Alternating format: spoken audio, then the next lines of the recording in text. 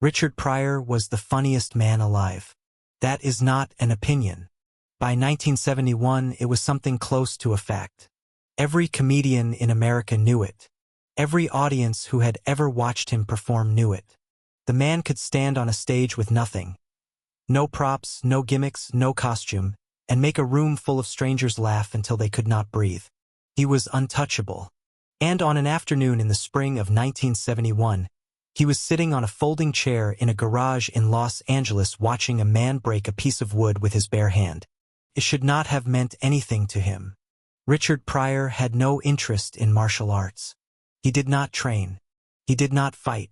The only violence he understood was the kind he had grown up with, the kind that happened in the dark, in rooms where nobody was watching, the kind that did not come with uniforms or philosophy. He was there because a friend had dragged him there.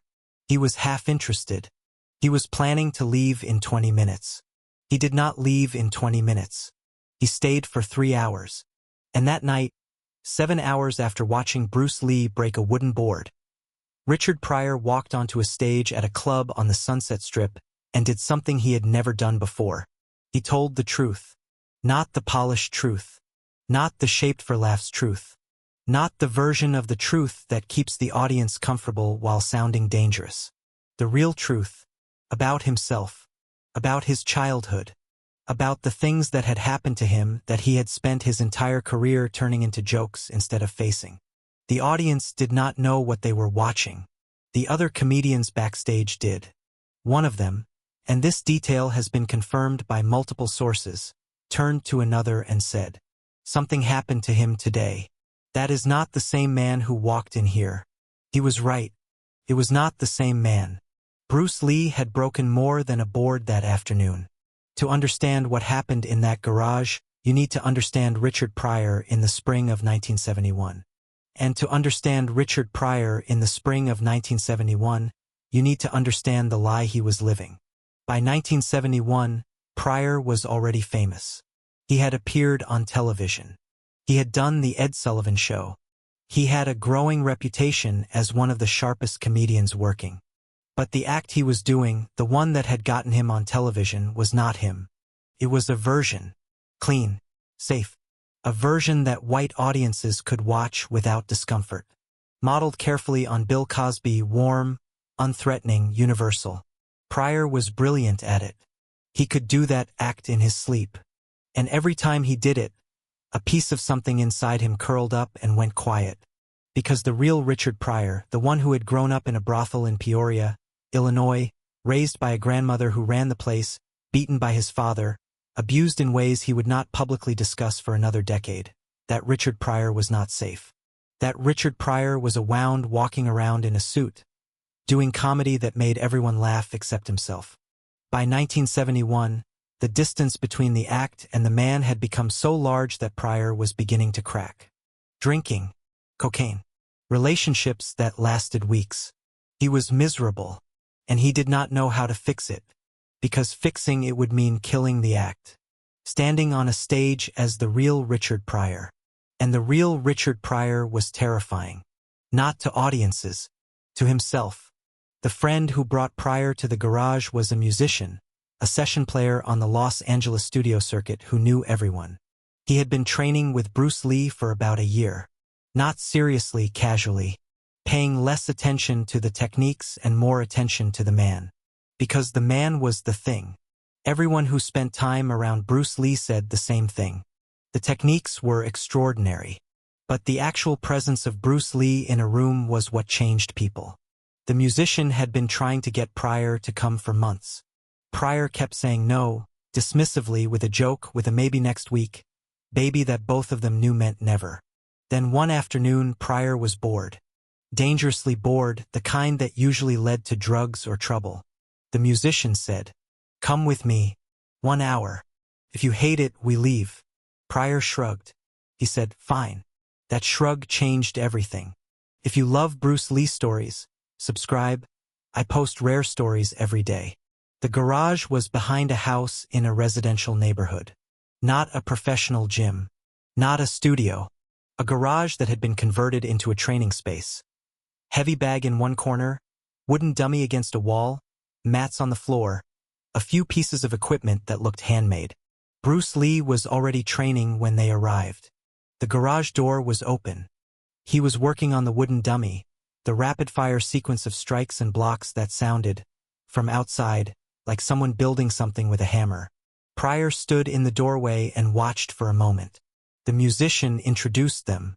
Bruce Lee stopped training, wiped his face with a towel, and shook Pryor's hand. Pryor said something funny. He always said something funny. It was his way of entering a room.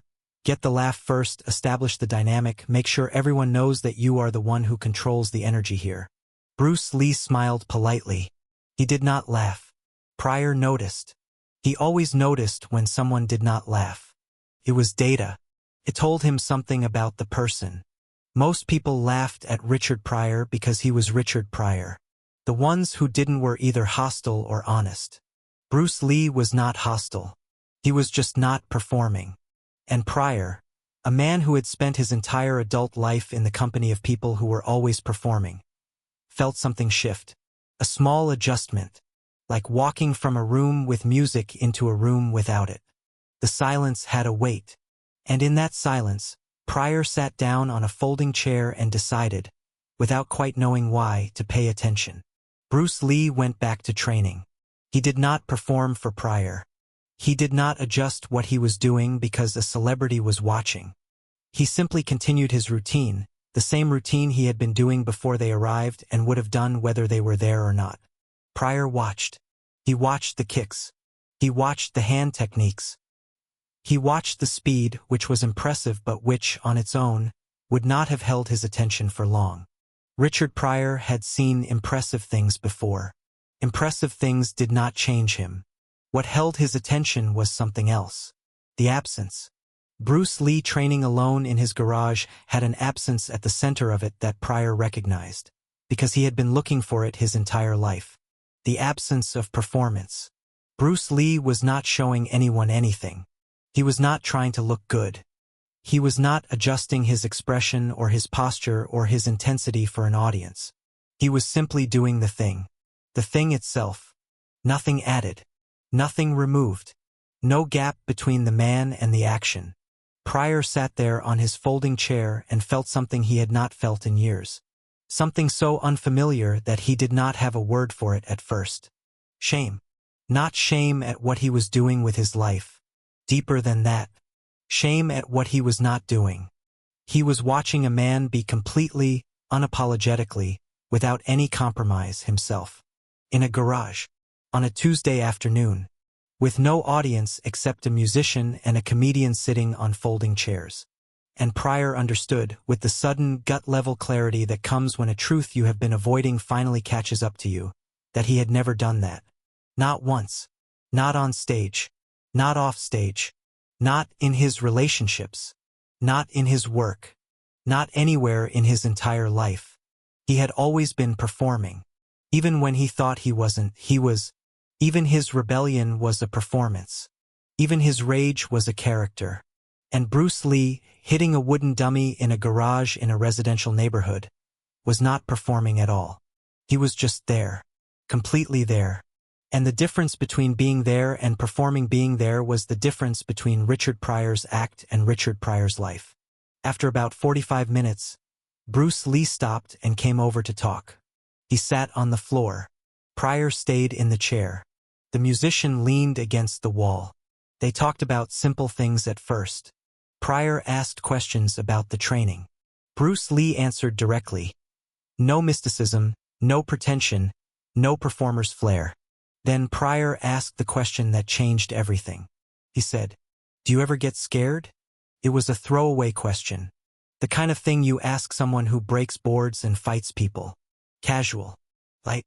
But Bruce Lee heard something underneath it. He looked at Pryor for a moment, that look that everyone who spent time with Bruce Lee described, the one that felt like being x-rayed by someone who was not interested in your bones but in something deeper, and he said, "Every day." Pryor blinked. Bruce Lee said, "Every single day I am scared that I will not be able to do what I know I am supposed to do, that I will not reach the thing I can feel but cannot yet see, that the world will run out of patience with me before I am finished." Pryor was very still.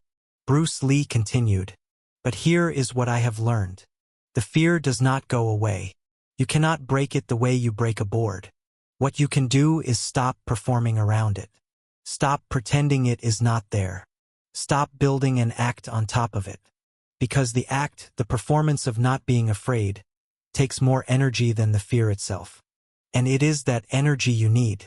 That is the energy that does the real work. He reached behind him, picked up a small wooden board from a stack near the wall, and held it up. He said, "Watch. If you love Bruce Lee stories, subscribe. I post rare stories every day." He held the board in one hand, at arm's length. He said, "This board is the act. The thing you build between yourself and the world so the world cannot see what is really there. Watch what happens when you hit it directly, without hesitation, without performing the hit, without thinking about whether it will break." He set the board on a small stand. He stood in front of it. He did not take a deep breath. He did not focus. He did not do any of the things that Pryor expected, the wind-up, the concentration, the visible gathering of force that he had seen in 100 action movies. He simply hit the board. One strike. The board did not just break. It disintegrated.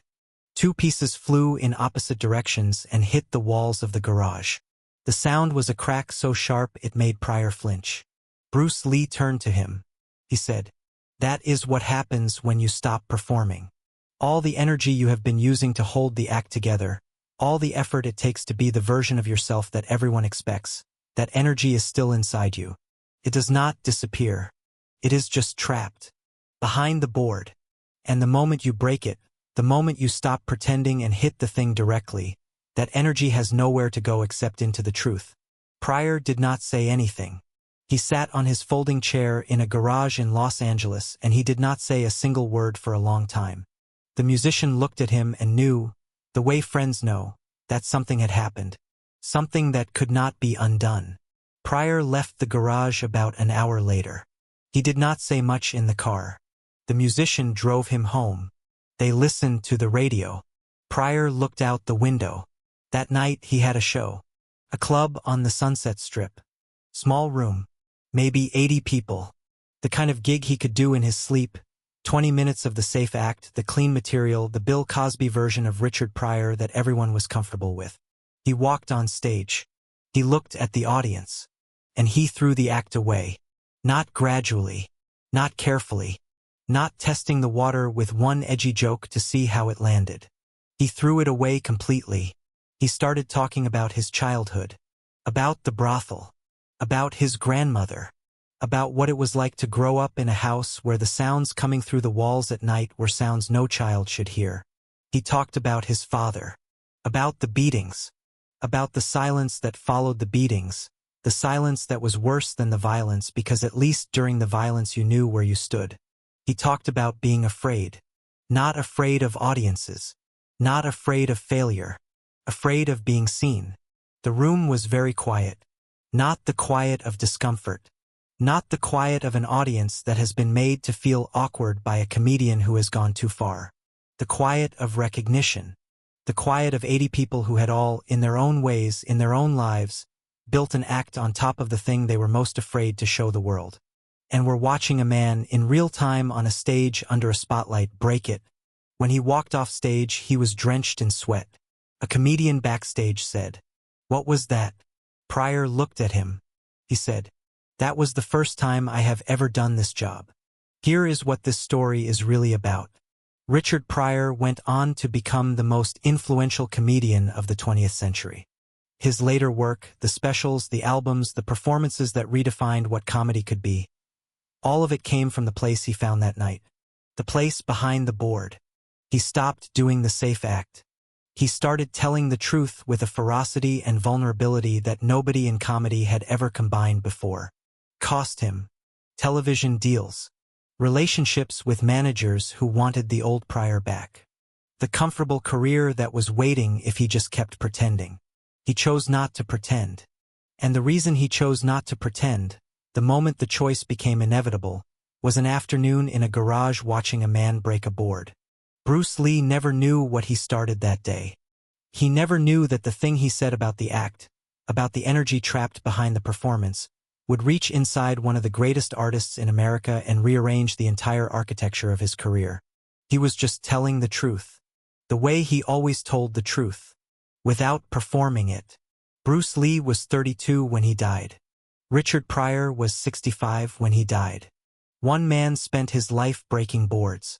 The other spent his life breaking X. And for one afternoon in a garage in Los Angeles, they were in the same room at the same time. And the world changed. Not loudly. Not dramatically. The way the world always changes. One person tells the truth. Another person hears it. And nothing is the same after.